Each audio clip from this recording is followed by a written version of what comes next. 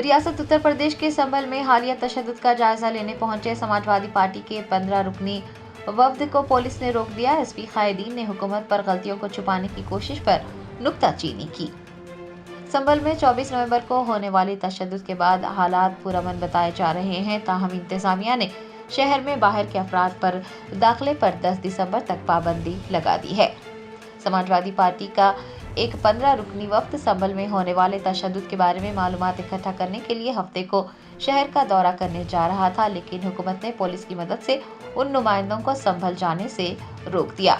Party के रुकने parliament Ziaur Rahman Barq ने बताया कि पुलिस ने उन्हें जबरदस्ती रोका है, उन्हें संभल जाने की इजाजत नहीं दी जा रही है। अवाम को तकालीफ का सामना है। एमपी ने कहा है कि इस मामले को पार्लियामेंट में उठाया जाएगा कि किस तरह से आइन की तौहीन की जा रही है।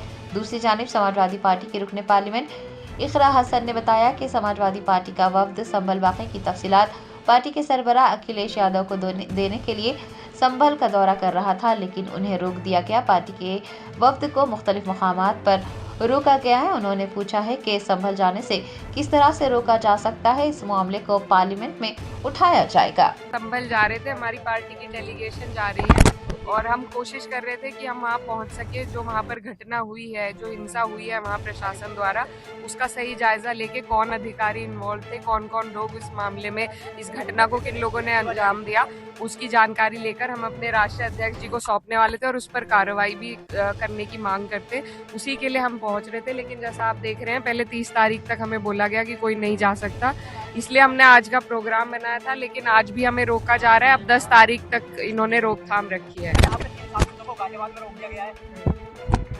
जी हाँ, सबको अलग अलग जगहों पर 15 लोग की डेलीगेशन थी, अलग अलग जगहों पर रोका जा रहा है।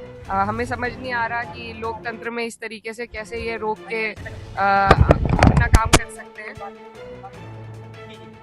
तो आप जो लखनऊ में नेताओं को नजरबंद कर दिया गया है, हाउस अरेस्ट किया गया है। हाँ जी, सबको अलग अलग जगहों पे 15 लोगों का डेलीगेशन था, इसलिए सबको अलग अलग जगह पर रोका गया है।